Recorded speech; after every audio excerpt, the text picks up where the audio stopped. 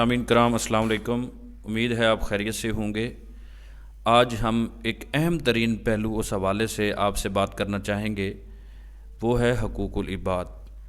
یہ ایسا پہلو ہے جس میں اللہ کی طرف سے کسی بھی قسم کی معافی کی کوئی گنجائش نہیں ہے، یعنی حقوق اللہ میں معافی کی گنجائش موجود ہے، لیکن حقوق العباد میں معافی کی بالکل بھی گنجائش نہیں ہے۔ تو آئیے چلتے ہیں مزید تفصیل کی جانب، لیکن آپ سے گزارش ہے تفصیل کی جانب جانے سے پہلے آپ ہمارے اس چینل حرف اصلاح کو ضرور سبسکرائب کر دیں اور بیل آئیکن پر کلک کر دیں تاکہ آپ کو اچھی سے اچھی ویڈیوز ملتی رہیں۔ بہت شکریہ۔ تو آئیے چلتے ہیں مزید تفصیل کی جانب۔ محترم سامعین کرام، اگر ہم قرآن مجید فرقان حمید کا بغور مطالعہ کریں تو ہمیں ان میں جتنی قوموں کا بھی ذکر ملتا ہے ان کی تباہی کے حوالے سے، تو کسی بھی قوم کی تباہی ان کے روزہ چھوڑنے، نماز چھوڑنے، حج چھوڑنے، زکوٰۃ چھوڑنے کی وجہ سے نہیں ہے۔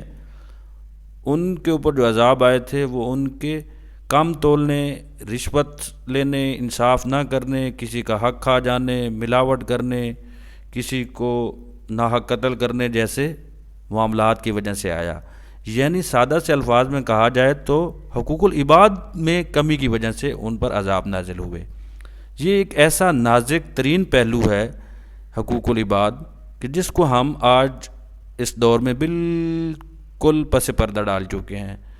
تو میری آج گزارش یہ ہے کہ ہمیں چاہیے کہ ہم حقوق العباد کے اوپر بغور جائزہ لیں، اپنا محاسبہ کریں کہ اگر ہم نے کہیں کسی معاملے پر کسی کا حق کھایا ہے تو یا کسی کے ساتھ غلطی یا کسی کی کمی کوتاہی کی ہے تو آج ہی ہم اس کی تلافی کر دیں، کیونکہ یہ معاملہ اللہ نے معاف نہیں کرنا جب تک وہ بندہ معاف نہیں کرے گا۔